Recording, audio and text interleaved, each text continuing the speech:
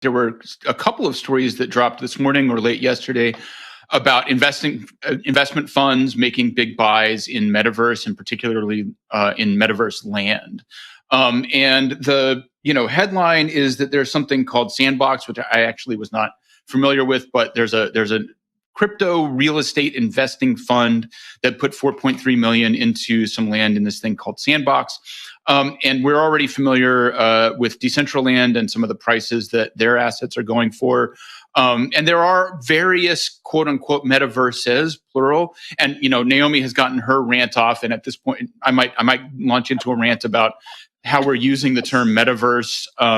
But clearly there's some interest from kind of mainstream or semi-mainstream investment funds. And I think the interesting thing here for me is they're explicitly talking about themselves as being long-term landlords in the metaverse. So they're buying the land. Maybe they're going to rent it out. Maybe they're going to flip it. It's getting to where there's some echoes of the way things work in the real world, especially in terms of early adopters and the benefits they have down the road. So who wants to jump in? Who has views about the metaverse so that I can then tell you that you're wrong? Well, that's such an inviting, enticing invitation. I'm ready. I'm ready All to right. take the charge. The metaverse is so cool. That's just my thoughts. The metaverse.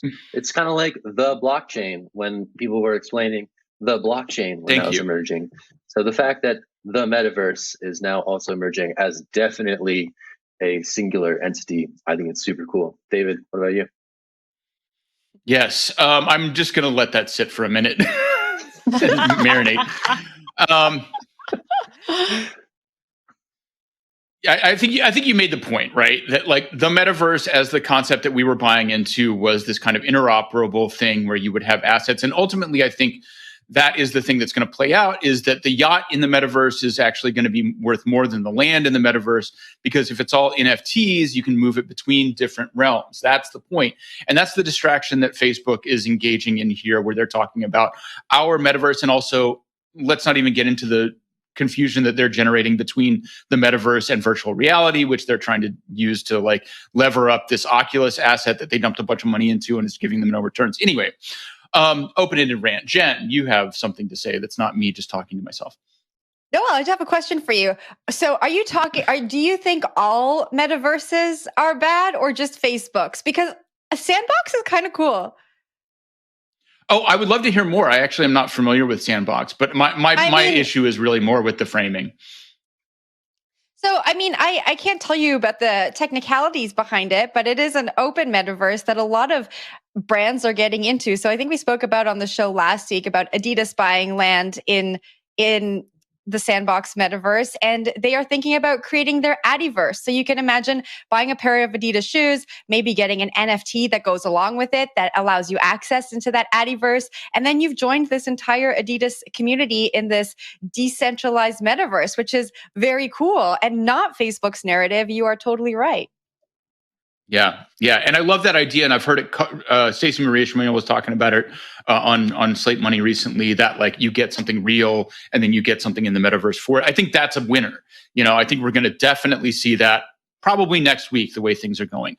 But I think it's those mobile assets that move between the different metaverses because they're living on a blockchain that anybody can access. Like that's the value.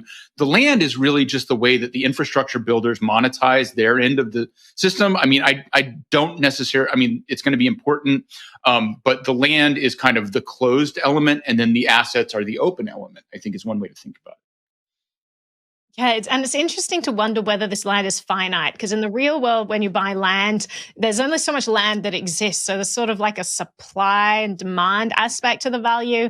And in the metaverse, it's like, can they change the code to increase the land? Because it's not technically taking up space. So just interesting how this stuff's going to go down the line. But as we wrap up here, I just wanted to mention that the YouTube chat, we've all agreed to pool our resources and buy the yacht, in case you're wondering, but they said only on the condition that they could party with all of us on the hash. So I said, okay, if you guys are cool with that, think it over. Don't give me the answer now, but I think we're ready to buy that yacht.